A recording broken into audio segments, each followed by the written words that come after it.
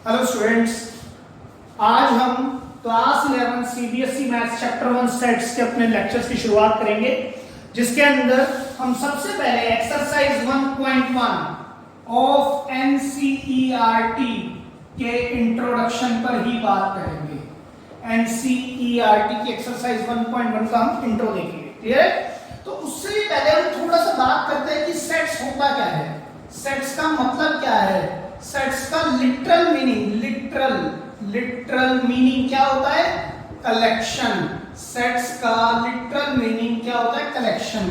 Collection can be of two types, या तो वो सर वेल डिफाइंड होती है कलेक्शन, या नॉट वेल डिफाइंड कलेक्शन।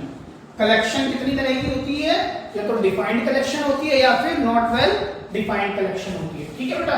अच्छा सर, वेल डिफाइंड कलेक्शन का मतलब क्या होता है? वेल डिफाइंड कलेक्शन होती है can not differ from person to person. ऐसी कलेक्शन जो डिफर नहीं करती है पर्सन टू पर्सन, उस कलेक्शन को हम क्या बोलते हैं, well defined collection. Not well defined collection क्या होती है, can differ from person to person. ठीक है? क्लियर है? अच्छा सर, इसका मतलब क्या होगा? इसको समझाने के लिए मैं एक एग्जांपल कोट करता हूं, आपको ध्यान दीजिएगा। और एग्जांपल में मैं दो नाम लेता हूं, एक राम और एक श्याम। मतलब मेरे पास दो लड़के हैं, एक का नाम राम है और एक का नाम क्या है, श्याम है। उनसे हम दोनों से तीन क्वेश्चंस पूछते हैं to understand the sets very well. कैसे सर? एक राम है एक श्याम है, दो पहला क्वेश्चन पूछते हैं कि how many states are there in India. मतलब कितनी टोटल स्टेट्स हैं हमारे हिंदुस्तान में। जैसा आप जानते हैं कितनी स्टेट्स हैं, राम ने कहा सर 28, श्याम कितनी बताएगा सर, वो भी बताएगा कितनी, 28। और अगर ये क्वेश्चन मैं आपसे पूछता हूं तो क्या बताएंगे, 28। क्लियर है? तो राम ने क्या कहा, 28 स्टेट्स हैं, श्याम ने भी क्या कहा सर, कितनी स्टेट्स हैं, 28 स्टेट्स हैं। तो आप ये ध्यान से देखो कि ये जो स्टेट्स बताई हैं वो वेल डिफाइंड में जाएंगी या नॉट वेल डिफाइंड लैंग्वेज में जाएंगी। चेक करें। 28 स्टेट्स किसने बताया, 28 can differ from person to person. क्या डिफर हो रही है पर्सन टू पर्सन? नहीं। अगर मैं ये कहूं एक राम है एक आप है, आप कितनी स्टेट्स बताओगे, 28। क्या डिफर हो रही है आपकी और राम की बात नहीं हो रही? क्या यहाँ क्या कहता है, can not differ from person to person. तो ये कहां पर जाएगा, वेल डिफाइंड में। तो इसका आंसर कहां पर आने वाला है सर, वेल डिफाइंड। मतलब ये जो आंसर आ रहा है वो वेल डिफाइंड आंसर है। अगर यही बात मैं आपसे भी पूछता हूं कि बताएं हिंदुस्तान में कितनी स्टेट्स है, तो आप कितनी बताएंगे, 28। मुझसे पूछेंगे तो भी मैं क्या कहूंगा सर, 28 स्टेट्स हैं। किसी और बच्चे से पूछेंगे जो आपके और क्लासमेट्स हैं या आपके भाई हैं या रिलेटिव्स हैं, वो भी कितने बताएंगे, 28। ठीक है? Question number 2, write down your 5 favourite states. दूसरा क्वेश्चन क्या पूछा गया इन दोनों से कि write down your 5 favourite states. मान लीजिए Ram belongs to North India. Ram कहां से बिलोंग करता है, नॉर्थ इंडिया से। और श्याम कहां से बिलोंग करता है, मान लीजिए साउथ इंडिया से। ठीक है बेटा? मान लीजिए राम तो बिलोंग करता है नॉर्थ इंडिया से और श्याम कहां से करता है, साउथ इंडिया से। तो राम की जो पसंदीदा स्टेट्स होंगी, ऑब्वियस सी बात है, उसके होम टाउन के आसपास की होंगी। तो वो हो सकता है कि ज्यादातर नॉर्थ इंडिया की स्टेट्स पसंद करे। तो पहली स्टेट्स को क्या दे दे, J&K। दूसरी क्या दे दे, मान लीजिए सर हिमाचल प्रदेश। नंबर 3 हरियाणा। और क्या दे सकता है sir, number 4 UP. Number 5 UK meaning Uttarakhand in terms of India. ठीक है?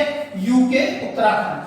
अच्छा, श्याम बिलोंग्स टू कहां से, साउथ इंडिया। साउथ इंडिया में हो सकता है पहली स्टेट्स क्या दे, तमिलनाडु। दूसरी क्या दे, केरला। थर्ड सर हो सकता है उड़ीसा।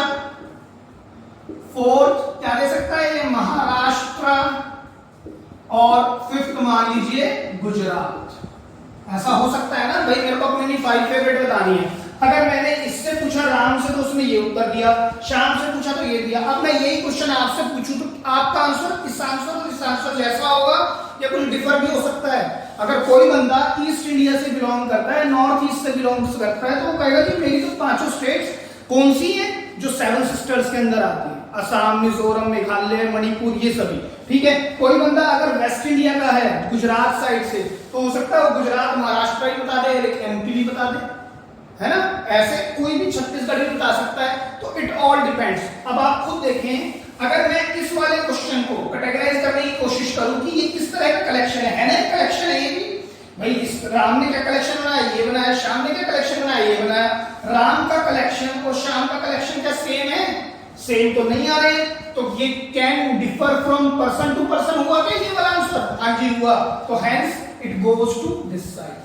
ठीक है, तो मतलब ये जो सेट है, ये जो सेट है नॉट वेल डिफाइंड है। आप अपने मन से पूछो, अगर मैंने यही क्वेश्चन आपसे पूछा होता, बताए 5 फेवरेट स्टेट्स, तो जरूरी है आप यही आंसर देंगे, यही देंगे। कोई और भी तो दे सकता है 28 में से, तो हो सकता है कुछ और आंसर आए।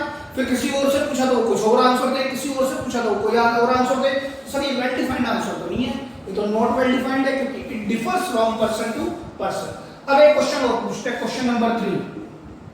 List all the states of India। List करनी है all the states of India। सबसे पहले राम ने की, अगर राम लिस्ट करता है, राम क्या है नॉर्थ इंडिया, तो हो सकता है वो सबसे पहली स्टेट क्या दे, J&K ही दे दे। फिर क्या दे दे, हिमाचल प्रदेश। फिर क्या दे दे, हरियाणा। फिर क्या दे दे, यूपी। फिर क्या दे दे, उत्तराखंड। फिर क्या दे, सर और भी दे सकता है, जैसे कि गुजरात दे दे, है ना, और महाराष्ट्र और मिजोरम और तमिलनाडु और केरला, और फिर क्या लिखते हैं, एक्सेट्रा। ऐसा हो सकता है बेटा, एक्सेट्रा। सर कितनी देनी थी इसको? राम ने कितना आंसर दिया था, कितने स्टेट्स हैं, 28। तो कितनी स्टेट लिखेगा, 28 ही लिखेगा, ये तो बात पक्का है। कितनी स्टेट्स लिखेगा, 28। लेकिन उसने देनी स्टार्ट की, उसने कहा कि 28 स्टेट्स हैं, कुछ के मैं नाम लिख देता हूं, बाकी ETC। अब बारी आई शाम के आंसर देने की। शाम ने कहा कि मेरे को भी पता है कितने स्टेट्स हैं, 28 ही हैं, लेकिन लिखने का आंसर ही बिलोंग्स टू साउथ इंडिया, तो हो सकता है सबसे पहले क्या दे दे, तमिलनाडु। फिर क्या दे, केरला।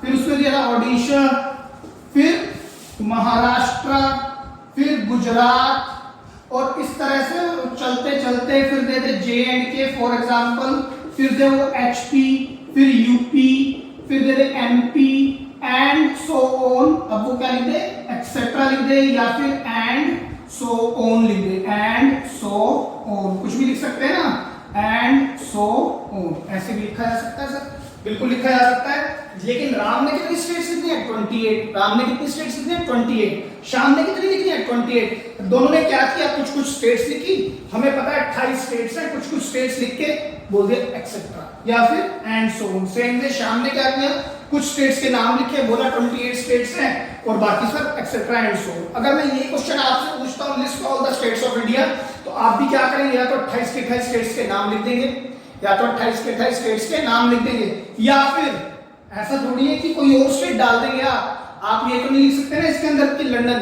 नहीं। आप ये भी नहीं लिख सकते न्यूयॉर्क, नहीं। वो स्टेट्स इंडिया की नहीं आएंगी, लेकिन लिखेंगे कितनी आप, 28। तो सर मैंने कुछ लिख दी, उसके बाद मैंने क्या कहा, एक्सेट्रा या एंड सो ऑन। क्लियर है? तो अब आप ध्यान से देखिए इस क्वेश्चन को भी कि ये किस कैटेगरी में फॉल करेगा। List all the states of India. Ram ने क्या क्या लिखी, Jammu Kashmir, Himachal Pradesh, Haryana, UP and so on. ठीक है, क्या इन दोनों का आंसर डिफर कर रहा है, इन दोनों का आंसर डिफर कर रहा है? सर आंसर तो बिल्कुल भी डिफर नहीं कर रहा। क्यों नहीं कर रहा? क्योंकि ये कितनी लिखेगा, 28 स्टेट्स, ये भी कितनी लिखेगा, 28 स्टेट्स, तो दोनों तो 28 लिखेंगे। हाँ एक चीज डिफर हो रही है, क्या हो रही है कि सर इन्हें जम्मू एंड कश्मीर पहले लिखी थी, हो सकता है ये जम्मू एंड कश्मीर थोड़ी पीछे जाके लिखी। इसने तमिलनाडु पहले लिखी थी, इसने तमिलनाडु सेकंड लास्ट लिखी है।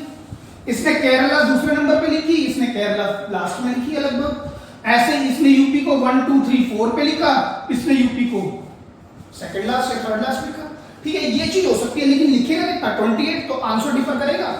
सर आंसर तो डिफर नहीं करेगा क्योंकि ये भी 28 वही लिखेगा, ये भी 28, और मैं ये क्वेश्चन आपसे पूछूं कि आप भी लिस्ट लगा लो तो आप कितनी लिखोगे सर 28, तो ये आंसर किस कैटेगरी में फॉल करेगा, ये भी इस कैटेगरी में। तो इसी को देखते हुए, इसी बात को देखते हुए हम सेट्स की डेफिनेशन बनाते हैं। बेटा sets is a well defined, मतलब सर ऐसा क्यों लिख रहे हो, देखो ध्यान से समझना, ये जो आंसर आ रहा है, ये जो आंसर आ रहा है ये नॉट वेल डिफाइंड है, ये एक सब्जेक्टिव आंसर आ रहा है, ठीक है, सब्जेक्टिव आंसर आ रहा है। बेटा सब्जेक्टिव चीजों पे हमारे यहां पर मैथ्स कभी काम नहीं करती है। हमें कोई चीज मैथ्स में अगर लगानी है तो बिल्कुल डिफाइन होनी चाहिए वो। अगर हमें मैथ्स में कोई चीज पर भी काम करना है तो वो डिफाइन होनी चाहिए, मतलब वो ऑब्जेक्टिव होनी चाहिए। अगर मैंने कहा 3 + 4 7 होता है तो आपका पड़ोसी भी 3 + 4 7 ही बताए, रिश्तेदार भी 3 + 4 7 बताए, छोटा बच्चा भी 3 + 4 7 बताए, आपके फादर या ग्रैंडफादर की एज के लोग भी 3 + 4 7 ही बताए। मतलब चीज डिफाइन होनी चाहिए हर लेवल पर, हर एज पर, हर क्रोनोलॉजिकल ऑर्डर पर, वो उसका आंसर हमेशा डिफाइन, हमेशा सेम रहना चाहिए। तो वही चीज सेट कहलाती है as per maths, as per maths. तो हम इस पर कोई बात नहीं करेंगे नॉट वेल डिफाइंड पर, इसीलिए मैंने लिखा सेट क्या है, वेल डिफाइंड है। क्या चीज है well defined, sir collection. Collection किसका, कलेक्शन ऑफ, देखिए कलेक्शन किसका है, इनको हम क्या बोलते हैं, इनको हम क्या बोलते हैं सर, इनको हम बोलते हैं ऑब्जेक्ट्स, इनको हम क्या बोलते हैं ऑब्जेक्ट्स, या फिर मेंबर्स, या फिर एक नाम और है इसका एलिमेंट्स। क्लियर है आपको ये सब बात। देखिए set is a well defined collection. Set क्या है, वेल डिफाइंड, मतलब आंसर सभी का सेम आना चाहिए, तभी इसको मैथ्स में यूज किया जा सकता है। सब्जेक्टिव टॉपिक पर हम मैथ्स में काम नहीं करते हैं। सेट क्या है, वेल डिफाइंड है, कलेक्शन किसकी, कलेक्शन ऑफ ऑब्जेक्ट्स भी इसी को बोलते हैं, मेंबर्स भी इसी को बोलते हैं, और एलिमेंट्स भी इसी को। क्लियर है, ठीक है। तो आप ध्यान दे लीजिए, इस क्वेश्चन को एक बार और देखते हैं कि राम ने जो पहला क्वेश्चन पूछा 28, मैंने पूछा किसी और से कि बताया स्टेट्स कितनी है, उसने कहा 28, आपने कहा 28, और तो और अगर आपने गूगल पर सर्च किया, गूगल क्या आंसर देगा, कितनी स्टेट्स हैं 28, तो सभी जगह पर आंसर सेम आ रहा है, मतलब वेल डिफाइंड है, तो मतलब वो एक सेट है, वो एक सेट है। लेकिन अगर यहीं पर मैंने क्वेश्चन पूछा right down your 5 favourite states, तो फेवरेट तो सर डिफर कर सकती हैं, मेरा फेवरेट कुछ और हो सकता है, उनका फेवरेट कुछ और हो सकता है, उनका फेवरेट कुछ और हो सकता है। तो ये सेट, ये क्या है सर, ये कलेक्शन नहीं है, हाँ कलेक्शन तो है, तो ये कैसी कलेक्शन है, ये इंडिविजुअल सेट्स है, लेकिन ये एक ऐसा सेट नहीं है जो अक्रॉस काम करेगा, ठीक है। It is an individual collection of sets. ये एक कलेक्शन थी, इसको सेट बना दिया गया इंडिविजुअल, राम का ही सेट है ये श्याम का ही है। इट कैन नॉट बी, यानी हम इसको सभी अक्रॉस काम नहीं कर सकते इस सेट से, ठीक है। हम इसको यूनिवर्सल सेट नहीं बोल सकते कि भाई ये सभी के लिए काम करेगा, ठीक है। अच्छा, इसी तरह से ये question list all the states. अब सबको पता है कि 28 स्टेट्स हैं, 28 स्टेट्स लिखनी स्टार्ट की तो सभी लिखेंगे, है ना। बस फर्क क्या हो सकता है, ऑर्डर डिफर कर सकता है। तो दूसरी ऑब्जर्वेशन क्या आई, पहला तो काम ये हुआ, दूसरी ऑब्जर्वेशन क्या आई, order, order, order of elements does not matter, order elements का मैटर नहीं करता है, ठीक है बेटा। एक छोटी सी बात और है, वो भी आप लिख लीजिए, उसको मैं आगे डिस्कस करूंगा। Repetition is not allowed, repetition कभी भी अलाउड नहीं होती है। तो अब हमारी सेट्स की डिफिनेशन पूरी होती है कि क्या होता है sir, set is a well defined, well defined, बार बार बोल रहा हूं मैं, well defined collection of objects, elements या फिर members. Number 2, order of elements doesn't matter, order matter नहीं करता, आंसर सेम आना चाहिए बस, ऑर्डर मैटर नहीं करता, आंसर सेम आना चाहिए बस। तीसरी बात, रिपीटिशन नॉट अलाउड, ठीक है। आप इस बात को लिख लीजिए, और इसको आगे मूव करने से पहले मैं 2-3 और एग्जांपल रखता हूं आपके सामने to have a better understanding of this topic, ठीक है। आप लिख लीजिए। तो स्टूडेंट्स और कुछ एग्जांपल्स देखते हैं, देखिए कैसे एग्जांपल्स। सर मैंने लिखा vowels in English, vowels in English alphabet, alphabet. ठीक है, अगर मैंने यही क्वेश्चन राम से पूछा, फिर से मैंने दो बंदे लिए हैं राम और श्याम, राम से पूछा तो राम क्या आंसर देगा? A-E-I-O-U। राम क्या आंसर देने वाला है सर? A-E-I-O-U। ठीक है, उसी तरह से अगर मैंने यही क्वेश्चन श्याम से पूछा तो सर ये तो हो सकता है वो पहले E बोल दे, I बोल दे, फिर A बोल दे, फिर U बोल दे और फिर O बोल दे। ये हो सकता है, बिल्कुल हो सकता है। अगर यही क्वेश्चन मैंने आपसे पूछा कि बताएं कि इंग्लिश वर्णमाला में कितने वॉवल्स होते हैं, कितने वॉवल्स होते हैं इंग्लिश अल्फाबेट्स में, तो आप क्या बताएंगे सर? A-E-I-O-U। तो आप खुद बताएं कि क्या आंसर सभी का सेम आएगा? हाँ जी सेम आएगा, तो वो क्या कहलाएगा? एक सेट कहलाएगा, क्योंकि सेट क्या है? वेल डिफाइंड कलेक्शन, मतलब can not differ from person to person. जो भी आंसर दे रहा है उसका आंसर बिल्कुल भी अलग नहीं आ रहा है। हाँ सर ये हो सकता है ऑर्डर चेंज हो जाए, तो ऑर्डर तो हमने लिख ही दिया, does not matter, order of element does not matter, आगे पीछे हो सकते हैं लेकिन देने वही हैं जो इस बंदे ने दिए हैं। ठीक है, उसी तरह से मैंने पूछा, जैसे कि एक और एग्जांपल लिया मैंने, number 2, natural number, natural numbers less than 10। ठीक है, तो राम कितने बताएगा? राम कहेगा सर ये तो होता है 9, लेस देन 10 कहां से स्टार्ट होते हैं? नेचुरल नंबर जिनको हम काउंटिंग नंबर्स भी बोलते हैं, 1 से 1 2 3 4 5 6 7 8 9, लेस देन 10 10 से कम, तो 9 होंगे। और शाम कितने बताएगा? सर ये भी 9 बता रहा है, तो आप कितने बताओगे? 9। तो सर उसका, आपका और शाम का तीनों का आंसर सेम आ रहा है, तो again it is a set. अच्छा मैंने कहा लिस्ट करो कौन कौन से हैं, तो राम ने कौन से बताने? 1 2 3 4 5 6 7 8 और 9, सर ये होंगे। हो सकता है श्याम उल्टे बताने स्टार्ट करे, 9 8 7 6 5 4 3 2 1, तो क्या दोनों का आंसर सेम है? हाँ जी बिल्कुल, जो एलिमेंट इसने लिखे हैं, जो नंबर्स इसने लिखे हैं वही नंबर इसने लिखे हैं। फर्क क्या है? ऑर्डर का, ऑर्डर तो मैटर नहीं करता, बस आंसर सेम आना चाहिए। 1 2 3 4 5 6 7 8 9 9 8 7 6 5 4 3 2 1 इज सेम। अगर यही क्वेश्चन मैंने आपसे पूछा होता तो आप चाहे कैसे भी बताएं, अगर यही एलिमेंट आप बता रहे हैं, यही एलिमेंट आप बता रहे हैं, तो it is considered as a set. Clear हो ये बात भी आपको?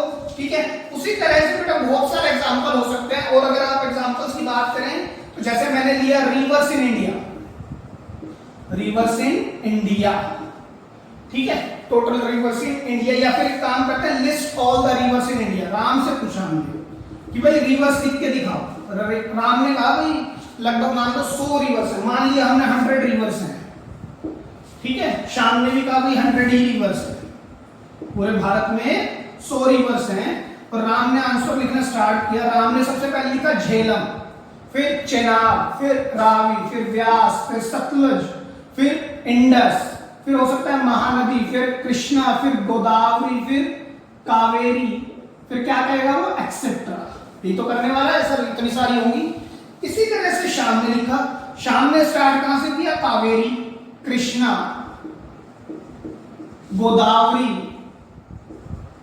महानदी, इंडस, झेलम, रावी, चेनाब, व्यास, सतलुज, ब्रह्मपुत्र, गंगेजिस एक्सेट्रा। इसने भी लिखा। तो ये कितनी रिवर लिखेगा सर? इसको मालूम है, मान लिया हमने कि 100 रिवर है इंडिया में, हमने मान लिया सभी ने कि 100 ही रिवर है, तो राम कितनी लिखेगा, 100 लिखेगा। उसने कुछ लिख के नाम लिखे, एक्सेट्रा कर दिया। शाम कितने लिखेगा, उसने भी सब कुछ के नाम लिखे, क्योंकि राम बिलोंग करा करता नॉर्थ इंडिया को, तो उसने नॉर्थ इंडिया से स्टार्ट कर दी। शाम बिलोंग करता था साउथ इंडिया से, तो उसने साउथ इंडिया से स्टार्ट कर दी। लेकिन लिखेंगे कितने दोनों, 100 रिवर ही लिखेंगे। अगर यही क्वेश्चन मैं आपसे पूछूं और हमने मान लिया है कि 100 ही रिवर, एग्जैक्ट कितनी रिवर है 100, तो सभी के नाम ना लिखने की वजह आप क्या करोगे सर, कुछ रिवर्स यहाँ पर मैं लिख दूंगा, उसके बाद क्या करूंगा, एक्सेट्रा। लेकिन सभी की सभी रिवर्स कहाँ की होंगी, इंडिया की होंगी। तो क्या आंसर सेम आ रहा है? हाँ जी बिल्कुल सेम आएगा। जब मैं 100 लिख दूंगा तो इसका और इसका आंसर सेम आएगा, लेकिन again order of element change हो सकता है, जो कि मैटर नहीं करता है। तो hence it is again considered as a set. ठीक है, ये तो कुछ एग्जांपल्स मैंने आपको बताए। कुछ एग्जांपल मैं आपको आपकी रियल लाइफ में जो आप अपने घरों में भी यूज करते हैं उससे भी कुछ डिस्कस करता हूं। देखिए देखिए देखिए बेटा, आपके घरों के लिए कुछ एग्जांपल बताता हूं। मैं इतने एग्जांपल क्यों कोट कर रहा हूं, जब आई जस्ट वांट कि बच्चों ये करने तो आ जाता है लेकिन यही नहीं पता होता कि सेट होता क्या है, ठीक है। और मैं एक रियलिस्टिक एग्जांपल बता रहा हूं, जैसे आप घरों में यूज करते हैं। नंबर 1 लेते हैं आपका डिनर सेट, डिनर सेट, ठीक है। डिनर सेट का मतलब ये होता है बेटा, डिनर सेट कौन सा सेट होता है? ऐसे यूटेंसिल्स या ऐसे बर्तनों का सेट जिन बर्तनों को या जिन यूटेंसिल्स को आप सिर्फ और सिर्फ डिनर के टाइम पर यूज करते हैं। ऐसे यूटेंसिल्स, जिन यूटेंसिल्स को आप डिनर के टाइम पर यूज करते हैं, उसको हम बोलते हैं डिनर सेट। देखो यहां पर भी आ रहा है सेट, मतलब कि ये हुआ, अगर अगेन मेरे पास 2 बॉयज हैं, राम और श्याम, और उनकी मदर ने कुछ यूटेंसिल्स अपने बाहर रखे हुए हैं, बालकनी में रखे हुए हैं, और उन्होंने राम को ऑर्डर दिया कि जाओ बेटा उठा के लाओ डिनर सेट। तो राम वही बाउल या वही स्पून या फिर वही प्लेट जो डिनर सेट से बिलोंग करती है, डिनर सेट में आती है, उन्हीं बर्तनों को, उन्हीं यूटेंसिल्स को लाके अपनी मां को देगा। क्लियर है इतनी बात? लेकिन अगर उसकी मदर ने दोबारा से उन्हीं बर्तनों को जो डिनर सेट और राम लेके आया था, वो दोबारा से मिक्स कर दिया जाके बालकनी में अदर यूटेंसिल्स के साथ, और उन्होंने शाम को भी सेम कहा कि जाएं बालकनी से डिनर सेट उठा के लाए, तो शाम कौन से बर्तन उठा के लाएगा? वही बर्तन जो राम लेके आया था, मतलब वही बर्तन जो डिनर सेट के अंदर आते हैं, जो बर्तन डिनर सेट को बिलोंग करते हैं, शाम भी वही बर्तन लेके आएगा। तो सोचो अब आप खुद, जो राम बर्तन लाया था, जो राम यूटेंसिल्स लाया था, क्योंकि he is the part of that particular house, he knows which particular utensils belong to dinner set, तो वो सभी के सभी वही यूटेंसिल्स उठा के लाया जो शाम लेके आया, या फिर जो राम लेके आया वही यूटेंसिल्स कौन लेके आया? शाम। तो आप खुद सोचो, ये हो सकता है कि उठाने में या रखने में ऑर्डर आगे पीछे हो गया हो, ऑर्डर आगे पीछे हो गया हो। जैसे राम ने वहां से पिक किया हो पहले स्पून को, और जब माँ के पास रखा हो पहले प्लेट को। हो सकता है शाम ने पहले पिक किया हो बाउल को, जब माँ के सामने रखा हो वो पहले स्पून को रखा हो। तो ये ऑर्डर तो आगे पीछे हो सकता है, लेकिन क्या वो सेम के सेम बर्तन उठा के लाएगा? जी हाँ। तो hence it is called dinner set. Clear है? जिसको आप अपनी रियल लाइफ में भी यूज करते हैं। और एक एग्जांपल देता हूं आपको, आपने सुना होगा बाथरूम सेट, ये भी आपने सुना हुआ होगा बाथरूम सेट, है ना? यहां पर भी सेट नाम का वर्ड आ रहा है, मतलब ऐसे बकेट या ऐसे मग या ऐसे स्टूल या ऐसे बाथटब जो सिर्फ और सिर्फ बाथरूम में रखे जाते हैं, उसको हम बोलते हैं बाथरूम सेट। मान लीजिए फिर से बहुत सारे बकेट या स्टूल या टब बाहर बालकनी में रखे हैं, और माँ ने फिर ऑर्डर दिया राम को कि जाएं बाथरूम का पूरा सेट उठा के लाएं, तो वो वही बकेट को पिक करेगा जो बाथरूम में रखी रहती है हमेशा। और अगर वो सारा का सारा सेट लाके माँ को दे दे और माँ दोबारा जाके उसको मिक्स कर दे बालकनी में, और शाम को सेम ऑर्डर दे, तो शाम भी वही सेट उठा के लाएगा। तो जब राम और श्याम दोनों के दोनों सेम बकेट और सेम मग, सेम बाथटब, सेम ही आपके स्टूल लेके आ रहे हैं, तो ऑर्डर तो आगे पीछे हो रहा है लेकिन मटेरियल सेम लेके आ रहे हैं, तो hence again it is considered as a set. It is a well defined collection. Well defined मतलब डिफाइंड है कि वो बकेट बाथरूम की ही है, वो स्टूल बाथरूम का ही है, वो मग बाथरूम का ही है। तो डिफाइन होने की वजह से वो क्या कहलाएगा? Bathroom set. ये दोनों चीजें आप अपने रियल टाइम एग्जांपल्स हैं, आप अपनी लाइफ में इनको यूज करते हो ऑन डेली बेसिस, लगभग ऑन डेली बेसिस। तो मैंने इनको भी आपके आगे रखा है, ठीक है।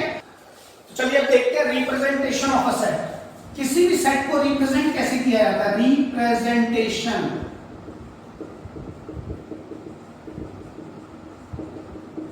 ऑफ अ सेट, किसी सेट को रिप्रेजेंट कैसे किया जाता है उसकी बात करते हैं। देखिए कैसे करेंगे। मान लीजिए मैंने स्टेट्स का एग्जांपल लिया जो राम ने दिए थे। राम ने कौन कौन सी स्टेट्स दी थी उनकी बात करते हैं। राम ने बताया था, क्योंकि वो कहां से था? नॉर्थ इंडिया से, तो सबसे पहली स्टेट क्या थी? जम्मू एंड कश्मीर, फिर हिमाचल प्रदेश, फिर हरियाणा, फिर यूपी, फिर उत्तराखंड, फिर महाराष्ट्र, फिर केरला, मान लीजिए गुजरात, है ना? उसके बाद उसने क्या कहा था, एक्सेट्रा या फिर एंड सो ऑन। ठीक है, तो अब सर रिप्रेजेंटेशन का मतलब ये होता है जब हम कोई कलेक्शन बनाते हैं ना, तो किसी को अगर हम प्रेजेंट करते हैं तो इस तरह से नहीं, कुछ इसको पैकअप करना होता है। तो पैकअप कैसे करते हैं, करली ब्रेसेस से। कौन से ब्रेसेस लगाए जाते हैं, करली ब्रेसेस। बेटे आपके यहाँ पर 3 तरह के ब्रेसेस हैं जिनके बारे में आप खूब खुल के पढ़ेंगे, 1, 2 और एक करली ब्रेसेस। करली ब्रेसेस से हमेशा सेट को रिप्रेजेंट करते हैं। सेट इसको बोलते हैं राउंड ब्रैकेट्स, इसको बोलते हैं स्क्वायर ब्रैकेट्स। हालांकि 8-9 क्लास के अंदर आप देखते होंगे ये स्मॉल ब्रैकेट्स भी कहलाते हैं, बिग ब्रैकेट्स भी कहलाते हैं। इन ब्रैकेट्स को हम इंटरवल के टाइम पर यूज करेंगे, आने वाली ही नेक्स्ट ईयर, इससे नेक्स्ट एक्सरसाइज में हम इन पर बात कर लेंगे। लेकिन आप अभी ये समझेंगे सेट को रिप्रेजेंट कैसे किया जाता है, करली ब्रेसेस में रिप्रेजेंट किया जाता है। तो सेट के लिए हम क्या लगाते हैं, करली ब्रेसेस। ठीक है, दूसरी बात, ये जो अंदर इसके सारी चीजें ये लिखी जा रही है, इनको हम क्या बोलते हैं, मैंने लिखा है ना, एलिमेंट्स। क्या नाम है इनका, एलिमेंट्स, या फिर मेंबर्स, या फिर इसको हम ऑब्जेक्ट्स भी बोलते हैं। क्लियर है, एक बात। अच्छा सर एक चीज और, यहां पर बेटा एक्सेट्रा या एंड सो ऑन कभी नहीं लिखा जाता। जब एंड सो ऑन लिखना होता है तो हम एंड सो ऑन की जगह 3 डॉट्स का यूज करते हैं। कितने डॉट्स लगाते हैं, 3 डॉट्स। कितने डॉट्स लगाते हैं, 3 डॉट्स लगाते हैं। दूसरी बात, इसमें हम एक सेट का नाम भी रखते हैं, जैसे मैंने ए रख दिया, सेट नेम। ठीक है, हमेशा जो सेट का नाम होगा, हमेशा जो सेट का नाम होगा वो कैपिटल अल्फाबेट से ही रखते हैं हम लोग, कभी भी स्मॉल अल्फाबेट से नहीं रखते हैं। हाँ, जो इसके अंदर मेंबर्स आ रहे हैं, जो इसके अंदर मेंबर्स आते हैं, जैसे मैंने एक बताया था कि वॉवल्स, राम ने वॉवल्स लिखे तो वो सेट ए बन सकता है। उसके अंदर मैं ए, ई, आई, ओ, यू को स्मॉल अल्फाबेट से भी दिखा सकता हूं, बी उसको मैं कैपिटल से भी दिखा सकता हूं, डिपेंडिंग अपॉन क्वेश्चंस। लेकिन अगर कुछ भी नहीं लिखा हुआ है तो जो एलिमेंट्स होते हैं, एलिमेंट्स को हम स्मॉल लेटर से दिखाते हैं। ये एलिमेंट्स है ना, ए, ई, आई, ओ, यू, ये भी एलिमेंट्स ही हैं। इनको हम ज्यादातर इट इज इम्प्लाइड कि ए, ई, आई, ओ, यू या फिर जो स्मॉल लेटर्स होते हैं वो उससे हम एलिमेंट्स को ही दिखाते हैं, और जो कैपिटल लेटर होता है उससे हम उस सेट के नेम को दिखाते हैं। Clear, represent set name as a capital alphabet, however represent elements, objects या members as a small alphabet। ठीक है, मैक्सिमम केसेस में। तो आप इसको भी लिख लीजिए। तो स्टूडेंट्स बात करते हैं एनसीईआरटी एक्सरसाइज 1.1 के फर्स्ट क्वेश्चन के ऊपर। उससे पहले बेटा मैंने सेट्स की डेफिनेशन वहां से रख करके इधर लिख दी है, बस दैट्स इट। कि सेट्स क्या होता है, is a well defined collection of objects, members and elements. दूसरी बात, ऑर्डर मैटर नहीं करता, ऑर्डर किनका, एलिमेंट्स का। और तीसरी बात जो मैंने कहा कि मैं आगे बात करूंगा कुछ क्वेश्चंस में, रिपीटिशन इज नॉट अलाउड। ठीक है, चलिए रिपीटिशन की किसकी होगी, एलिमेंट्स की होगी। Repetition of elements is not allowed. तो उससे पहले अच्छी तरह सेट को समझने के लिए जो आपके एनसीईआरटी का क्वेश्चन नंबर 1 है, बहुत बढ़िया डिजाइन किया हुआ है, उसी क्वेश्चन को समझते हैं। ठीक है, पहला क्वेश्चन ये है, कहते हैं कि find out whether these are considered as set or not। कि हमें ये चेक करना है कि whether these are sets or not, अगर है तो justify your answer। ठीक है, तो पहला पार्ट क्या कहता है, कलेक्शन किसका, all months of a year beginning with letter J, beginning with letter J। Collection करना है सभी महीनों का जिसका जो पहला लेटर है वो J से स्टार्ट होता हो। तो सोच के बताएं कौन कौन होंगे। सर नंबर 1 पर होगा जनवरी, फिर जुलाई, और फिर एक और हो सकता है जून। सर पहले जनवरी लिखना था, फिर जून लिखना था, फिर जुलाई लिखना था, ऐसा भी तो हो सकता था। बिल्कुल हो सकता है। एक बंदे ने, अच्छा सर आंसर जो होगा वो ब्रेसेस में लेना है, और इसको लेट कर लिया मैंने, सेट का नाम क्या है, लेट। अगेन राम ने आंसर क्या किया, ये दिया। अगर मैं बात करूं श्याम की, तो श्याम भी तो आंसर दे सकता है। सर पहले वो जुलाई दे दे, फिर वो जून दे दे, फिर वो जनवरी दे दे।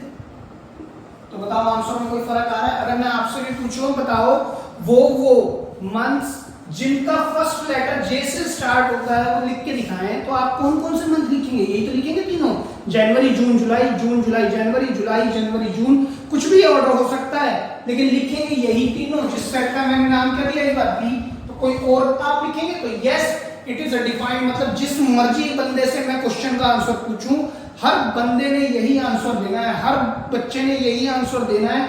तो बड़ी सीधी सी बात है, जब कोई क्वेश्चन पूछा जाए और सभी बच्चे एक ही आंसर दे रहे हैं, सभी लोग, सभी जनता एक ही आंसर दे रही है, तो वही वेल डिफाइंड कलेक्शन है, उसी को हम सेट बोलेंगे। तो yes, it is a set. तो आंसर क्या होगा? यस। क्लियर है? आगे चलते हैं। Collection of 10 most talented writers. बेटा देखिए, most talented writers, most talented. अब अगर बोलता है कि राइटर्स लिख के दिखाएं पूरे हिंदुस्तान के, तो वो एक कलेक्शन है और वो एक सेट भी है। अगर हिंदुस्तान में 1000 राइटर्स हुए हैं तो सभी को 1000 लिखने पड़ेंगे, ठीक है? या एंड सो ऑन 3 डॉट्स लगाएंगे। नहीं तो अगर बोलते 10 मोस्ट टैलेंटेड, तो ये कैसा सेट है? सर ये सेट तो है, कलेक्शन तो है, लेकिन ये इंडिविजुअल सेट है जो कि मैथ्स में फॉलो नहीं किया जाता। नो, आंसर होगा नॉट, क्योंकि 10 मोस्ट टैलेंटेड की कोई डेफिनेशन नहीं है।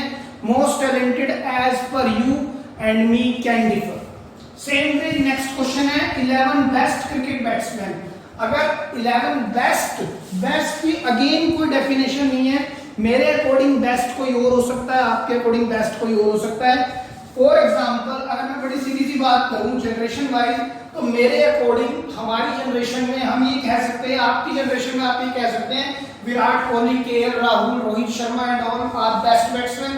अकॉर्डिंग टू अस हम बोल सकते हैं Sachin Tendulkar, Sourav Ganguly, Rahul Dravid and all are best. लेकिन अगर आप अपने फादर की जनरेशन या हमारे फादर की जनरेशन की बात करेंगे, वो क्या कह सकते हैं?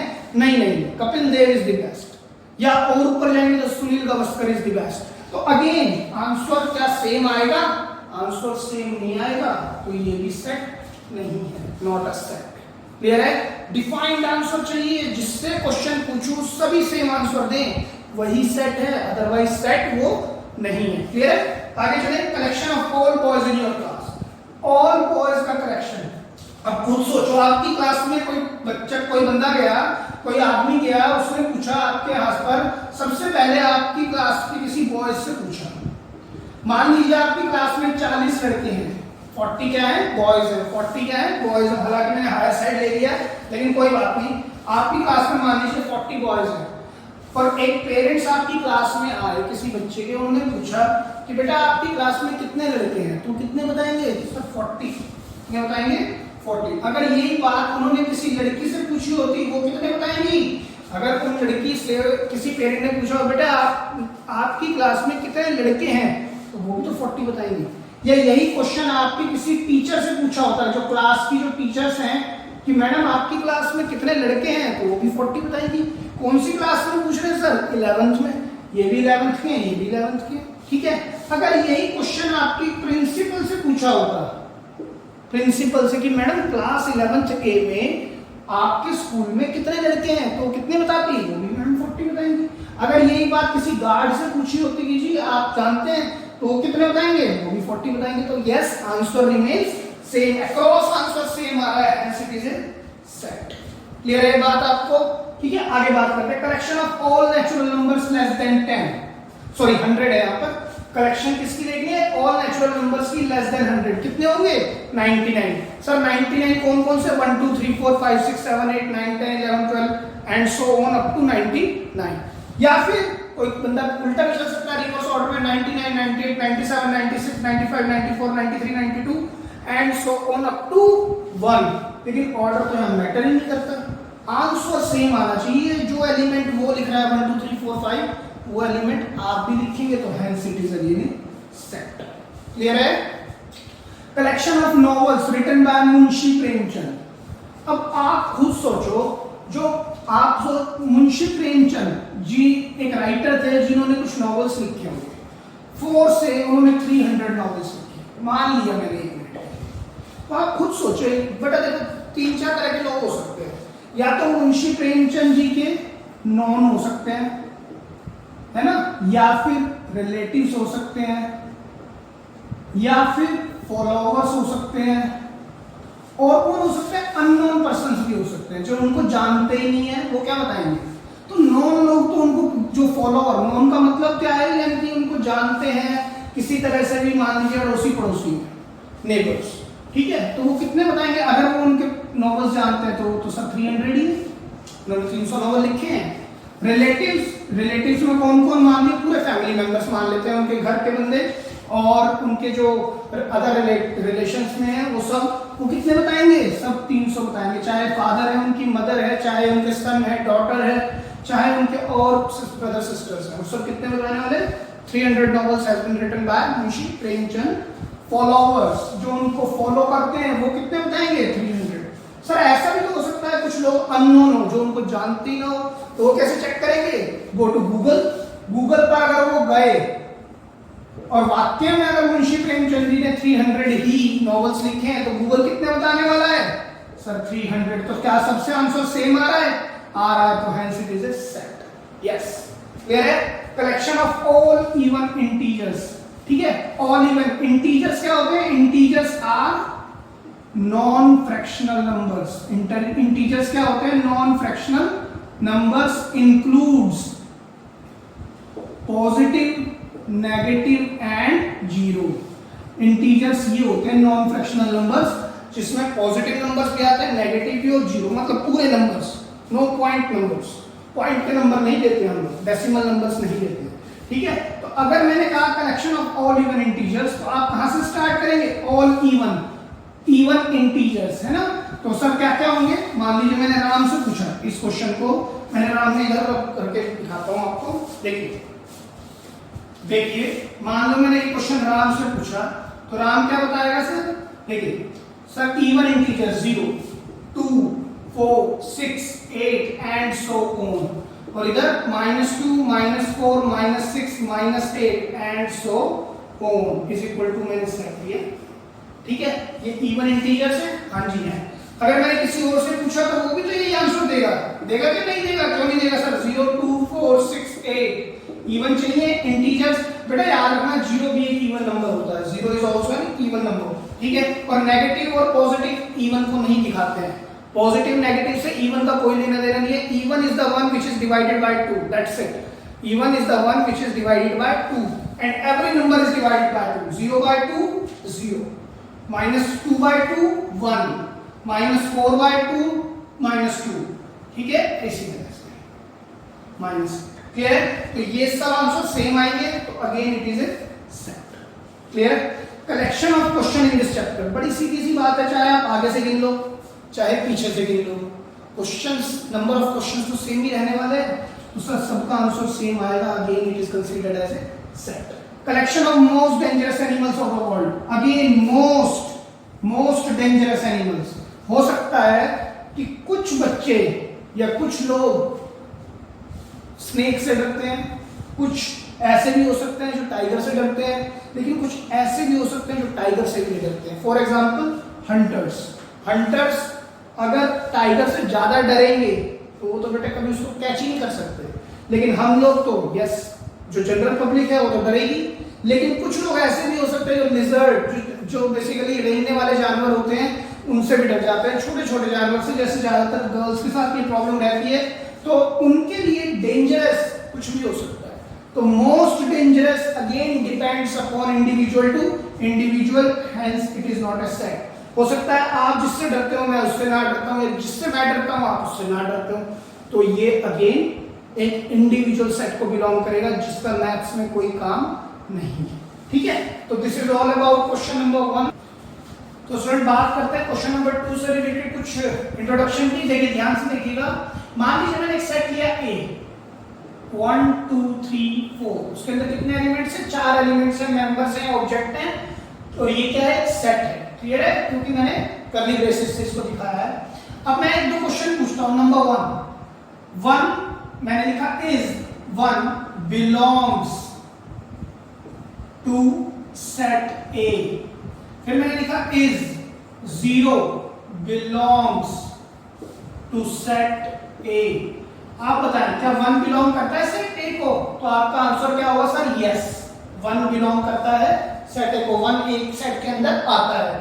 क्या 0 बिलोंग करता है सेट A को, क्या 0 आ रहा है सेट A में, तो सर आंसर क्या होगा, नो, ठीक है।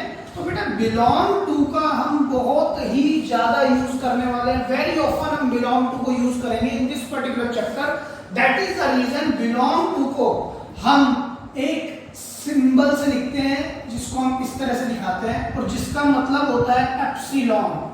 क्या मतलब होता है? Epsilon is a Greek alphabet. ये क्या है? ग्रीक अल्फाबेट है। जैसे आपने देखा है या आपको पता ही है कि जो अपने इंग्लिश अल्फाबेट्स होते हैं वो 26 होते हैं, A B C D E F, ठीक है। अपने जो हिंदी के व्यंजन होते हैं क ख ग, ठीक है। उसी तरह से जो ग्रीक की एबीसीडी होती है, ग्रीक जो अल्फाबेट्स होते हैं उसमें इस सिंबल का यूज किया जाता है, जिसको हम बोलते हैं बिलोंग्स टू। इसका नाम क्या है? Belongs to. इसको वहां पर कैसे पढ़ते हैं? एप्सिलॉन। जैसे आपने देखा होगा थीटा, फाई, साई, बहुत सारे सिंबल्स फिजिक्स के अंदर भी यूज किए जाते हैं। ये भी ग्रीक अल्फाबेट्स हैं। अब ये क्यों आ जाते हैं? क्योंकि ज्यादातर मैथमेटिशियन ग्रीक से हुए हैं और काफी उन्होंने थ्योरम्स दिए हैं, तो उन्होंने अपने ही सिंबल्स ज्यादातर यूज किए। और दूसरी बात, अब जो हम चीजें पढ़ते हैं इंग्लिश में पढ़ते हैं, तो टू डिफरेंशिएट थिंग्स कि ये बिलोंग्स टू का सिंबल अगर मैं इंग्लिश से यूज करूंगा तो फिर वो कनेक्ट करना मुश्किल हो जाता है, तो इसलिए हम ग्रीक अल्फाबेट्स को ज्यादातर यूज करते हैं, ठीक है। तो एप्सिलॉन वर्ड, ये इसको हम क्या पढ़ते हैं? Belongs to. इसको हम क्या पढ़ते हैं? तो अब मैं अगर नीचे लिखना चाहूँ इसी को, तो मैं कैसे लिखूंगा? One belong to set A. इसका मतलब क्या है? Belong to. It is always read it like this, left to right, one belong to set A. अगर मैं इसकी बात करूं सर, फिर इसको कैसे पढ़ेंगे? Zero belong to set A. आपने कहा नहीं, तो मैंने कहा not belong to set A. Clear है इतनी बात? तो on the basis of this question number 2 we can easily do, let A is this set, insert appropriate symbol belong to or not belong to in the blank spaces. 5 belong to set है, क्या 5 belong करता है? हाँ जी करता है, तो symbol आए, ठीक है। 8 बिलोंग करता है सेट ए को, सर ये 8 तो सेट ए को बिलोंग ही नहीं करता। 0 करता है, सर ये भी नहीं करता। 4 बिलोंग करता है, जी हाँ बिल्कुल करता है। 2 सर ये भी करता है। 10 सर ये नहीं करता। तो this is the easiest concept, आप आराम से समझ सकते हैं। तो इसको मैंने थोड़ा सा डिटेल भी बताया, लेकिन आप इसको अच्छे से देख लें, काइंडली नोट इट डाउन। तो चलिए बेटा देखते हैं, before move to the next topic, बेटा मैं सबसे पहले बात करूंगा नंबर सिस्टम पे, बिकॉज इस पर्टिकुलर चैप्टर में number system like integers, rational numbers, irrational numbers, even prime numbers, composite numbers, कई बार चीजें आएंगी। तो मैं उस समय अगर उसको डिस्कस करूं तो वो बहुत मुश्किल हो जाता है, सब चीज खुल के बतानी दिक्कत होती है। तो ऑल्दो आप सब कुछ पढ़ चुके हैं नंबर सिस्टम 9th और 10th में, लेकिन फिर भी मैं इसलिए डिस्कस करना चाहता हूं कि we all are on the same platform, कि मेरे को ये रहे कि मैंने भी बता दिया है तो बच्चों को सबका पता है, लेकिन फिर उस समय पर बताना मेरे लिए बहुत ही टीडियस प्रोसेस हो जाता है, ठीक है। तो बेटा अगर क्रूड साइंस में बात करूं तो नंबर सिर्फ दो ही तरह के होते हैं, नंबर सिर्फ और सिर्फ दो तरह के होते हैं। अगर लिमिट टर्म्स में बात करूं तो नंबर कितनी तरह के होते हैं सर? दो तरह के। एक तो पूरे नंबर्स, एब्सोल्यूट नंबर्स, या जिनको हम बोलते हैं विदाउट डेसिमल, बिना पॉइंट के नंबर्स, या फिर फ्रैक्शनल नंबर्स, या पॉइंट वाले नंबर, या फिर विद डेसिमल। दो ही तरह के नंबर होते हैं, विदाउट डेसिमल मतलब बिना पॉइंट वाले नंबर, या विद डेसिमल मतलब पॉइंट वाले नंबर। जैसे सर 1 2 3 4, या -1 -2 -3 या 0, ये देखो ये सब क्या है? विदाउट डेसिमल, बिना पॉइंट के नंबर है। या फिर सर पॉइंट के नंबर 0.1 0.003 या -0.2 है ना सर, ये तो सब पॉइंट के हैं। सर एक नंबर और होता है कौन? फ्रैक्शन। फ्रैक्शन को भी तो आप पॉइंट में लिख सकते हो 0.5। तो देखा जाए तो दो ही तरह के नंबर होते हैं, कौन कौन से? एक तो पॉइंट वाले और एक बिना पॉइंट के। तो इसी तरह से इनको सेग्रीगेट किया गया है। तो आप ध्यान से समझिए, विदाउट डेसिमल के लिए मैं एक नंबर लाइन ड्रॉ करता हूं। मान लो यहाँ पर 0 1 2 3 4 5 6 एंड सो ऑन, या अप टू इंफिनिटी। यहाँ पर मैंने लिया -1 -2 -3 -4 -5 -6 अप टू ये भी इंफिनिटी, ठीक है। एंड सो ऑन भी लिख सकता हूँ या फिर इंफिनिटी। अब ध्यान से सुनिएगा बेटा, 1 से लेके यहां तक के नंबर क्या कहलाते हैं? ये सर इनको हम बोलते हैं नेचुरल नंबर्स, नेचुरल नंबर्स, या फिर हम इनको काउंटिंग नंबर्स भी बोलते हैं। काउंटिंग नंबर्स मतलब काउंटिंग आप किसी से ही पूछ लो, कहां से स्टार्ट होती है? 1 से। अगर मैं कहूंगा आप यहां से डेस्क को गिनना स्टार्ट करें 1 2 3, या मैं कहूंगा उस कोने से गिनना स्टार्ट करें, वो भी वहीं से 1 2 3 गिनेगा, या कहूंगा मैं यहां से आगे से गिनना स्टार्ट करें, वो भी 1 2 3। तो इन्हीं नंबर्स को हम प्राकृतिक संख्या या काउंटिंग नंबर्स भी बोलते हैं। ठीक है, दूसरी बात, इन नंबर्स को हम कैपिटल एन से रिप्रेजेंट करते हैं। अच्छा बेटा, बड़े इंपॉर्टेंट बात है ये, आपके जो सेट्स एनसीईआरटी है जो चैप्टर 1 है उसके सेकंड पेज पर कुछ नोटेशन दी हुई है, नेचुरल नंबर्स को कैपिटल एन से ही दिखाएंगे। और आपने 9th 10th में भी लिखा होगा, लेकिन वहां पर इन चीजों को आपने नोटिस नहीं किया, लेकिन अब से आपने ध्यान रखना है। अगर कैपिटल एन लिख दिया तो कैपिटल एन का मतलब capital N belongs to only and only natural numbers. Clear है? अच्छा सर, इसके अंदर अगर मैं जीरो को भी ऐड कर दूं, अगर मैं इस सर्कल में जीरो को ऐड कर दूं तो ये कौन से नंबर बन जाएंगे? Whole numbers.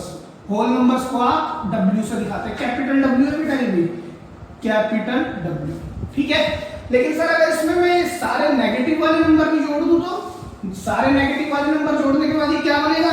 Sir integers. Integers क्या होते हैं? इंटीजर्स क्या होते हैं? अभी मैंने बताया था, are non fractional numbers includes positive, negative and zero. मतलब सभी पॉजिटिव नंबर, सभी नेगेटिव नंबर और जीरो, अगर इन सबको इंक्लूड कर दूंगा तो ये क्या बन जाएंगे? Integers. Non fractional, non fractional मतलब नीचे कुछ नहीं होना चाहिए छोड़ के 1, नीचे कुछ नहीं होना चाहिए छोड़ के 1, और नीचे अगर 1 है तो हम उसको इग्नोर कर देते हैं। क्लियर है? नीचे 1 हो सकता है जीरो के नीचे भी, और ये सब के नीचे 1 हो सकता है, नथिंग एल्स। अगर कुछ और है तो वो इंटीजर नहीं है, 1 ही होना चाहिए। क्लियर है? अच्छा, इंटीजर्स को कैसे रिप्रेजेंट करते हैं सर? कैपिटल जेड से। ठीक है, अगर मैं यहां से लेके यहां तक की बात करूं तो ये कौन से कहलाते हैं? Negative integers. अगर मैं 1 से बात करूं, बट बेटा जीरो तो नीदर पॉजिटिव नॉर नेगेटिव, तो 1 से बात करूं अप टू इंफिनिटी तो ये क्या कहलाएंगे? 1 से इंफिनिटी। सर ये तो नेचुरल नंबर कहलाते हैं, या काउंटिंग नंबर्स, या फिर पॉजिटिव इंटीजर्स। पॉजिटिव इंटीजर्स भी कहलाते हैं, और इसको रिप्रेजेंट कैसे किया जा सकता है? जेड पॉजिटिव, इस तरह से भी करते हैं। और अगर मैं इस की बात करूं यहां से लेके यहां तक up to infinity, I mean negative infinity तक, तो इसको हम कैसे लिखेंगे? Negative integers. Hope this is clear. ठीक है, तो मैं दोबारा बताता हूं, मैंने क्या कहा, मैं 1 से लेके इनफाइनाइट तक जाऊंगा तो वो नंबर क्या कहलाएंगे? नेचुरल नंबर, काउंटिंग नंबर या पॉजिटिव इंटीजर्स। अगर मैं जीरो को इंक्लूड कर लूंगा इस ब्रैकेट के अंदर तो ये बन जाएंगे होल नंबर्स। अगर मैं पूरे की पूरी नंबर लाइन को ले लूंगा तो क्या बन जाएंगे? Integers. Integers are non fractional numbers, includes positive, negative and zero. Clear है? आगे बात करते हैं अब विद डेसिमल। बेटा विद डेसिमल की 3 कैटेगरीज होती हैं, 1 2 3। विद डेसिमल की कितनी कैटेगरीज है? 3 कैटेगरी। Number 1 terminating. टर्मिनेटिंग का मतलब होता है खत्म हो जाना। दूसरा क्या होता है सर? नॉन टर्मिनेटिंग, मतलब खत्म ना होना, non terminating but recurring. Recurring का मतलब क्या होता है? नॉन टर्मिनेटिंग बट रेकरिंग का मतलब, रेकरिंग मतलब रीअकर होना, रिपीट होना, रेकरिंग नेचर की। और तीसरा क्या हो सकता है sir? Non terminating non recurring, मतलब ना तो टर्मिनेट होते हैं, ना खत्म होते हैं, और ना ही रेकर होते हैं, ना ही रीअकर होते हैं, ना ही रिपीट होते हैं। क्लियर है? तो टर्मिनेटिंग मतलब खत्म हो जाए, जैसे 1/2 को क्या लिख सकते हो? 0.5, और 1/4 क्या लिख सकते हैं? 0.25, 2/5 क्या लिख सकते हैं? आएगा सिर्फ 0 आएगा और कुछ नहीं आ सकता आगे। 0 आप कितने भी आ सकते हो, मतलब ये खत्म कर जाते हैं, पूरे कट जाते हैं। क्लियर है? अच्छा, non terminating but recurring. Non terminating but recurring मतलब खत्म तो नहीं होंगे, लेकिन रीअकर होंगे, जैसे 1/3 को आप क्या लिख सकते हो? एंड सो ऑन, जिसको आप क्या लिखते थे 9th क्लास में? 0.3 बार। और सर 1/6 0.16666, और आप उसको क्या लिखते थे? 0.16 बार। इसी तरह से बेटा और भी ले सकते हैं, जैसे मैंने कहा 1/12 0.83333, तो आप इसको क्या लिख सकते हो? 0.83 बार। ठीक है, अब आगे बात करते हैं non terminating non recurring. Sir ये कौन होते हैं? जो ना तो खत्म होते हैं और ना ही रिपीट होते हैं। यहाँ क्या होता है? टर्मिनेट, खत्म हो जाते हैं। यहाँ पर खत्म नहीं होते लेकिन रिपीट होते हैं। देखो रिपीट होते जा रहे हैं, रिपीट हो रहे हैं ना, एक टाइम के बाद रिपीट होने लगते हैं। यहाँ पर ना तो रिपीट होंगे और ना ही खत्म होंगे, जैसे सर 1.414205 एंड सो ऑन। तो ना तो रिपीट हो रहे और ना खत्म हो। √3 1.732050 एंड सो ऑन। ठीक है, इसी तरह से पाई को आप पाई की अप्रोक्सीमेट वैल्यू क्या होती है 22/7, जिसको आप लिखते हैं 3.142857 एंड सो ऑन। इसी तरह चलती है वैल्यू भी, इस तरह भाग चलती रहेगी। अब ये ना तो खत्म होते हैं और ना ही रीअकर होते हैं, सेम नहीं आते। तो अब हम बात करते हैं एक छोटे से नई चीज की, जिसको हम बोलते हैं, आपने पढ़ा होगा रैशनल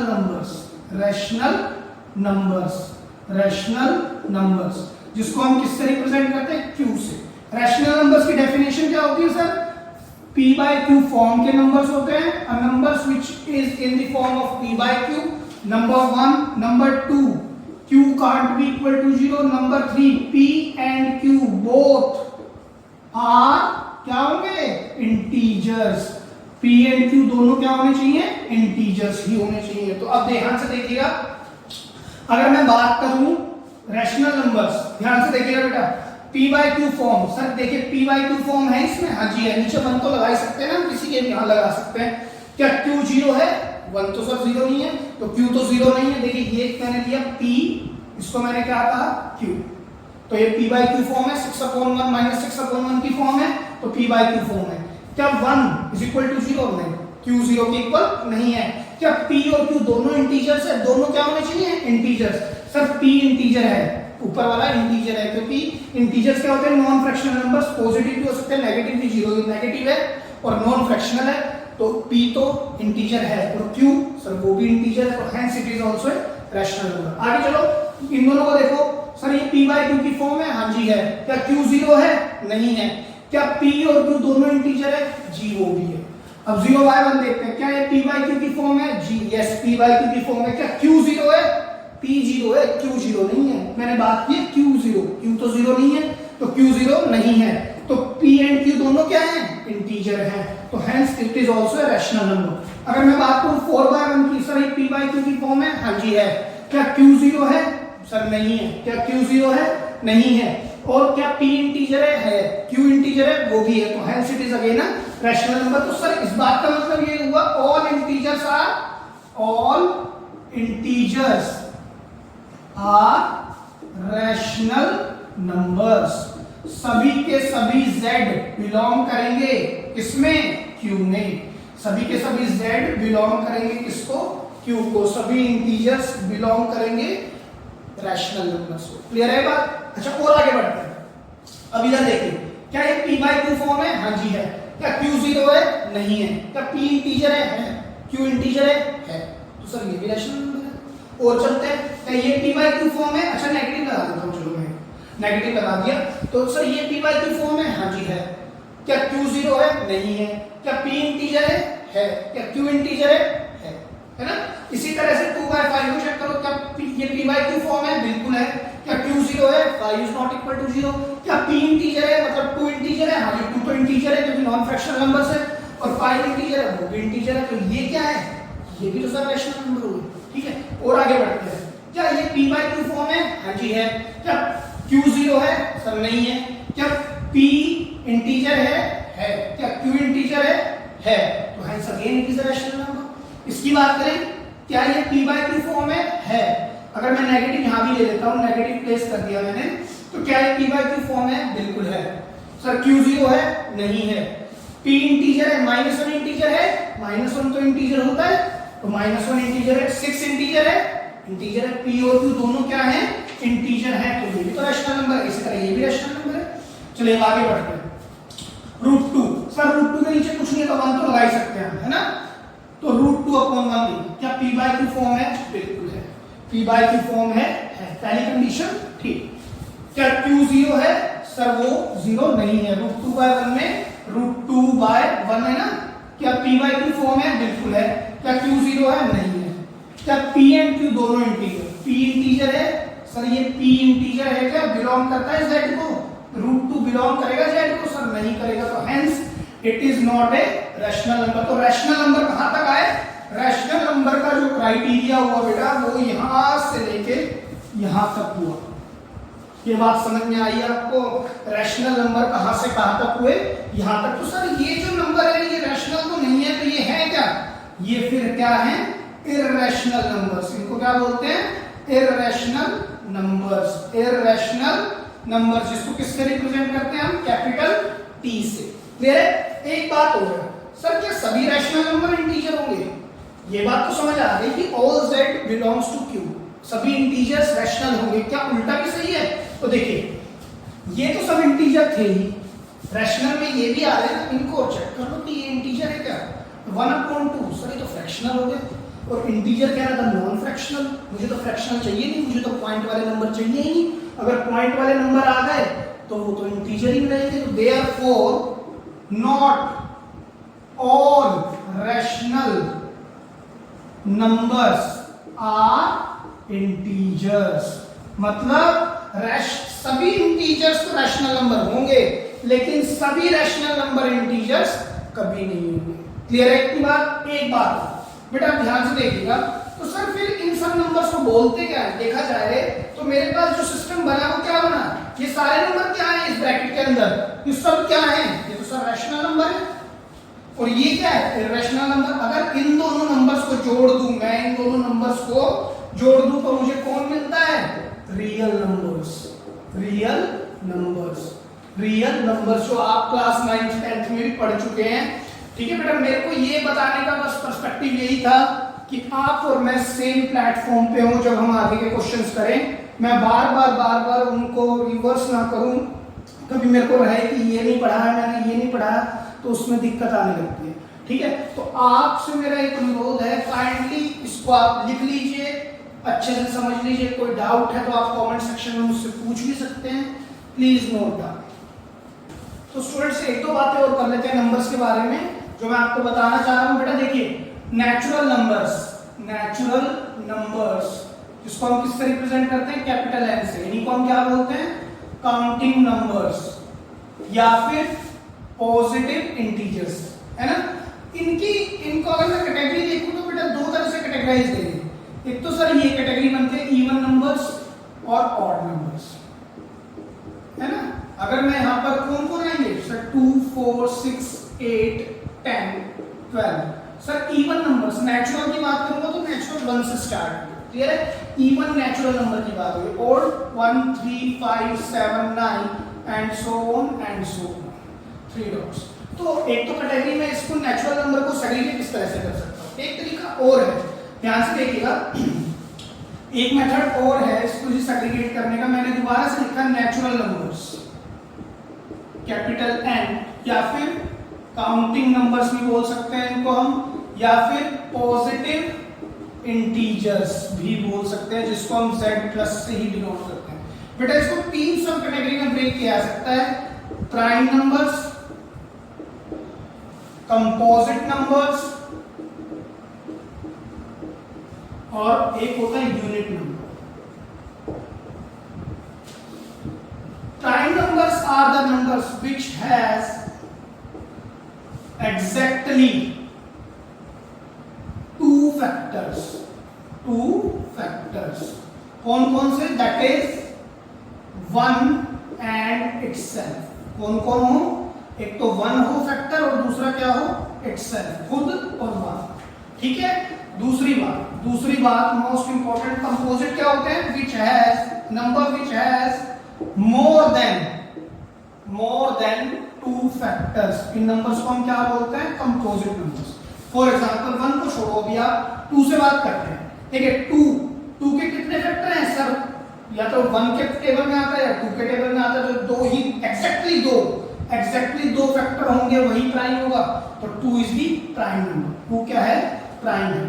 ठीक है, मैं यहां पर बनाता हूं 3 के कितने फैक्टर होंगे सर? या तो 1 की टेबल में आएगा या 3 की में, तो एग्जैक्टली 2 फैक्टर होंगे, तो ये भी प्राइम है।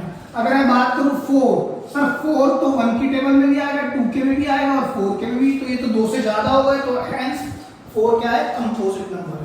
अगर मैं बात करूं 5 की, तो ये 1 है और 5 है, तो इसके कितने फैक्टर हुए सर? 2। अगर मैं बात करूं 6 की, 6 के 1, 2, 3 और 6, सर अगेन 2 से ज्यादा है, तो ये क्या है? कंपोजिट है। इसी तरह से अगर मैं बात करूं 7 की, तो 7 के कितने फैक्टर हैं? 1 और 7, तो सर कितने फैक्टर होंगे? एग्जैक्टली 2, तो ये भी यहाँ आएगा। इसी तरह से बात करें 8 की, तो 8 के कितने फैक्टर होंगे? 1 2 4 एंड 8, तो ये कंपोजिट नंबर होगा, 2 से ज्यादा फैक्टर दे रहा है। अगेन 8 के बाद 9, 9 कहां पर?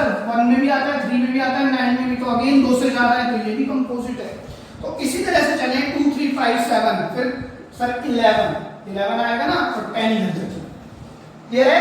11 के बाद कौन सा प्राइम आएगा? 12 के सर 2 से ज्यादा फैक्टर होंगे, 13, फिर 17, फिर 19, फिर 23, फिर 29, 31, 37, 41, 43, 47, क्लियर है?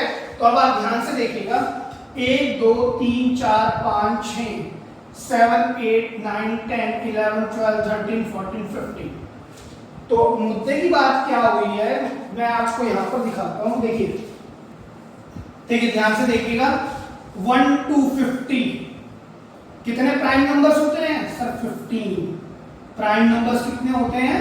15। 1 to 50, 1 से लेकर 50 तक कितने प्राइम नंबर होते हैं? 15 प्राइम नंबर होते हैं।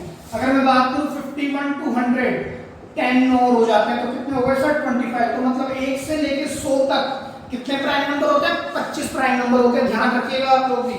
अगर मैं बात करूं 1 से लेकर 500 तक, तो कितने हो जाते हैं? 95 प्राइम नंबर्स। अगर मैं बात करूं 1 से लेकर 1000 तक, तो ये हो जाता है 168 प्राइम नंबर्स। बेटा हालांकि आपके यूज में इतना ज्यादा नहीं आएगा, लेकिन क्योंकि मैं प्राइम नंबर्स डिस्कस कर रहा हूं, तो मैंने कहा एक दो चीजें जो मैं बता सकता हूं आपको और बता दूं, क्योंकि ये इंपॉर्टेंट टॉपिक है for 11th 12th and thereafter as well, clear है? तो मैंने क्या बताया, 1 से 50 तक 15 प्राइम नंबर होते हैं, 51 to 100 10 होते हैं, 1 to 100 टोटल कितने होंगे? 25 prime numbers, 1 to 500 95 prime numbers and 1 to 1000 कितने होते हैं? 168 प्राइम नंबर्स होते हैं। क्लियर है इतनी बात? ठीक है, अब मेरी बात ध्यान से सुनिएगा, प्राइम नंबर के बारे में 2-3 बातें और कर देते हैं। जो इसका इवन प्राइम नंबर होता है, फर्स्ट या लास्ट, वो केवल 2 होता है। आप चेक करो, इस पूरी सीरीज में कोई भी इवन नहीं है, और भी आप आगे तक जाओगे तो कोई इवन नहीं मिलेगा। तो अगर मैं बात करूं इवन प्राइम नंबर, तो which is only and only 2, ठीक है? लास्ट या फर्स्ट इवन प्राइम कौन होता है? 2, बाकी सब ओड प्राइम होते हैं। क्लियर है? अच्छा, और क्या बात हम इसमें कर सकते हैं कि सर फर्स्ट ओड प्राइम कौन होता है? 3। फर्स्ट प्राइम तो 2 है, फर्स्ट ऑड प्राइम क्या है? 3। First even prime 2, last even prime वो भी 2, ठीक है? अगर बात करें कि फर्स्ट कंपोजिट नंबर वो कौन है? 4। फर्स्ट कंपोजिट नंबर कौन है? 4। अगर मैं बात करूं फर्स्ट इवन कंपोजिट नंबर, वो भी 4 है। लेकिन अगर मैं बात करूं फर्स्ट ऑड कंपोजिट नंबर, वो कौन है? 9 है। क्लियर है? ठीक है? अच्छा, अब आप ध्यान से देखिएगा, सर ये तो आपने नेचुरल नंबर्स की सब कैटेगरी बताई है, तो 2 यहाँ आया, 3 यहाँ आया, 4 5 6 7 8 9 10 11 12 यहीं पर आ रहा है, 13 यहाँ आ चुका है, 14 भी यहीं आएगा, 15 भी, 16 भी, 17 यहाँ आ गया, 18 यहाँ आएगा, 19 आ चुका है, 20 21 22 23 यहाँ आ चुका है, 24 25 26 27 28 29, तो सारी गिनती तो आ रही है सर, सारी काउंटिंग आ रही है। कौन नहीं आया? 1, तो 1 placed here. Why 1 number sir इसमें क्यों नहीं आ रहा? क्योंकि 1 प्राइम नंबर होने के लिए कितने फैक्टर होने चाहिए? 2। 1 किस की टेबल में आता है? सर 1 तो 1 की टेबल में भी आता है और खुद की में भी आता है, तो दोनों बातों में तो फर्क है ही नहीं। तो 1 के कितने फैक्टर बने? केवल 1, केवल ओनली 1 फैक्टर। तो ना तो प्राइम नंबर है, ना ही कंपोजिट नंबर है, hence 1 is a unit number which is neither prime nor composite. अब देखिए, आप काउंटिंग पूरी होती है, 1 2 3 4 5 6 7 8 9 10 11 12 13 14 and so on. Hence it is again a subcategory of natural numbers, counting numbers या फिर positive integers। ठीक है, एक दो बातें और समझ लेते हैं बेटा। एक दो चीजें और हैं सर, को प्राइम नंबर्स क्या होते हैं या फिर रिलेटिव प्राइम नंबर्स, इनको इस नाम से भी जानते हैं, रिलेटिव प्राइम नंबर्स। बेटा को प्राइम नंबर्स बोलो चाहे रिलेटिव प्राइम नंबर, एक ही बात है। 2 numbers which have no common factor other than 1। ऐसे दो नंबर्स जिनके अंदर कोई भी कॉमन फैक्टर नहीं है छोड़ के 1, जैसे सर 2 3। 2 और 3 दोनों एक 1 की टेबल में तो आते हैं लेकिन किसी और टेबल में नहीं आएंगे, तो सर ये क्या कहलाएंगे, को प्राइम नंबर कहलाएंगे। लेकिन सर 2 तो ठीक है, 3 ये दोनों तो ठीक है, और देखो, और मैंने कहा 3 के साथ 6 या 3 के साथ 6 नहीं, 3 के साथ 4 लेते हैं, 3 और 4। अब देखिए इन दोनों में कॉमन फैक्टर क्या है सर, 1। इन दोनों का कॉमन फैक्टर क्या है, 1, जो जीसीडी या एचसीएफ बोलते हैं। हाईएस्ट कॉमन फैक्टर क्या है इसका, 1 है ना। लेकिन सर 3 तो ठीक है, तो ये तो सर को प्राइम नंबर होगा, लेकिन प्राइम होने के लिए तो सर ये तो प्राइम नहीं है। लेकिन को प्राइम के अंदर सिर्फ और सिर्फ आपको ये समझना है कि दोनों नंबर जरूरी नहीं है प्राइम ही हो, दोनों नंबर कुछ भी हो सकते हैं। For example 21 and 25।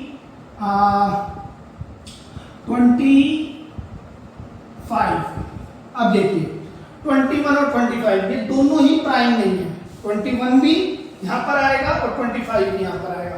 लेकिन इन दोनों के अंदर जो इनका एचसीएफ होगा या कॉमन फैक्टर होगा वो क्या होने वाला है, 1। तो ये दोनों नंबर क्या कहलाएंगे, को प्राइम नंबर कहलाएंगे। क्लियर है, ये दोनों नंबर क्या कहलाएंगे, को प्राइम या रिलेटिव प्राइम कहलाएंगे। एक और क्या हो सकते हैं सर, जैसे मैंने लिखा 4 और 7। सर 4 तो प्राइम नहीं है, लेकिन मैंने क्या कहा, इन दोनों हमें दो नंबर्स को चेक करना है, दो नंबर को कंपेयर करना है।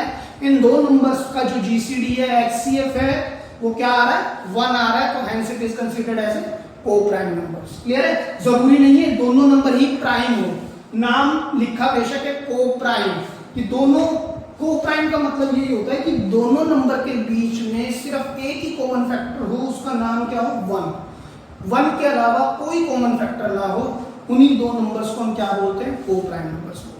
ठीक है बेटा, आगे बात करते हैं रिलेटिव प्राइम और को प्राइम हमने देख लिया है। ठीक है, एक और होता है twin prime. Twin prime numbers, twin prime numbers में हाँ आपको जो दो नंबर लेने हैं वो दोनों क्या लेने हैं, prime. For example 2,3, for example 7,11। अब आप यहाँ पर 7,10 नहीं ले सकते, ये नहीं चलेगा। ट्विन प्राइम का मतलब दोनों नंबर प्राइम होने चाहिए। को प्राइम का मतलब दो ऐसे नंबर जिनका जो कॉमन फैक्टर है वो केवल और केवल 1 है। 2 numbers which have no common factor other than 1, या फिर जिसमें केवल एक ही कॉमन फैक्टर है जिसका नाम 1 है और कोई कॉमन फैक्टर नहीं है, वो तो को प्राइम। लेकिन ट्विन प्राइम ऐसे दो प्राइम नंबर, दोनों क्या लेने, प्राइम, अगेन जिसका जो कॉमन फैक्टर है वो क्या होगा, फिर से 1 होगा। ठीक है, लेकिन यहाँ पर बिठाने क्या है, दोनों यहाँ पर दोनों क्या लेने, ट्विन प्राइम, मतलब यहाँ दोनों क्या लेने, प्राइम ही लेने। लेकिन यहाँ पर 4 और 5, सर ये तो प्राइम नहीं है, ये प्राइम है। यहाँ पर आप 4 और 5 ये नहीं ले सकते, यहाँ पर आपको 5 के साथ 7 लेना पड़ेगा या 5 के साथ 11 लेना पड़ेगा। कुछ दोनों के दोनों लेने क्या होंगे, प्राइम। यहाँ पर दोनों प्राइम लेने होंगे, यहाँ पर आप कोई भी ले सकते हैं, लेकिन उनके बीच का कॉमन फैक्टर 1 ही होना चाहिए। क्लियर है। एक लास्ट बात और है जो मेरे दिमाग में है, इन्फिनिटी। इन्फिनिटी जिसको आप इस तरह से देखते हैं। ठीक है, इन्फिनिटी बेटा क्या है सर, इन्फिनिटी क्या रियल नंबर है, नहीं, infinity is not a real number. Infinity क्या है, infinity is a concept, is a symbol. ठीक है, जो क्या दिखाता है, which tells us about the countless series या काउंटलेस नंबर्स, या जिसको हम हिंदी में बोलते हैं अनगिनत नंबर, अनगिनत, जिनको गिना ही ना जा सके, उसको हम क्या बोलते हैं, इनफाइनाइट। है, इनफाइनाइट को सर पॉजिटिव नेगेटिव से दिखाते हैं। वो इसलिए दिखाते हैं कि एक पॉजिटिव की सीरीज जा रही है, एक नेगेटिव की सीरीज, तो पॉजिटिव की जो सीरीज जा रही है वो इनफाइनाइट पॉजिटिव नंबर तक जा रही है, नेगेटिव की जा रही है वो इनफाइनाइट अनगिनत नेगेटिव नंबर्स तक जा रही है। ठीक है, वो लिखने का एक तरीका, it is a concept, is a symbol, is a statement, nothing else. ये कोई नंबर नहीं है, नंबर नहीं है। ठीक है, तो आप इन सब बातों का ध्यान रखेंगे। इस लेक्चर में हमने क्या क्या चीजें पढ़ी बेटा, हमने पढ़ा सेट्स क्या होता है, सेट्स क्या होता है, किस तरह से समझा जाता है, और एक दो क्वेश्चन हमने पढ़े 1 और 2। Question number 1 and 2 of your NCERT. Epsilon नाम की चीज पढ़ी हमने कि बिलोंग्स टू को हम किस तरह से दिखाते हैं, और हमने कुछ नंबर सिस्टम पर बात की, ठीक है। Because it was the first lecture, या it is the first lecture of chapter sets, तो मैंने कहा ये सारे नंबर सिस्टम आपसे एक बार बात करनी जाए, जिससे कि आपको और मेरे को इजी हो आगे आने वाले लेक्चर्स में। तो अब सेकंड लेक्चर से हम आपकी एक्सरसाइज 1.1 एनसीईआरटी के क्वेश्चन नंबर 2 ऑनवर्ड्स चलेंगे, और उसको ट्राई करेंगे कि नेक्स्ट लेक्चर में रैप अप करें, ठीक है बेटा। तो by saying this, thank you so much, and please subscribe our channel Giant Study Point from YouTube and download our Giant Study Point app from the Play Store. Thank you.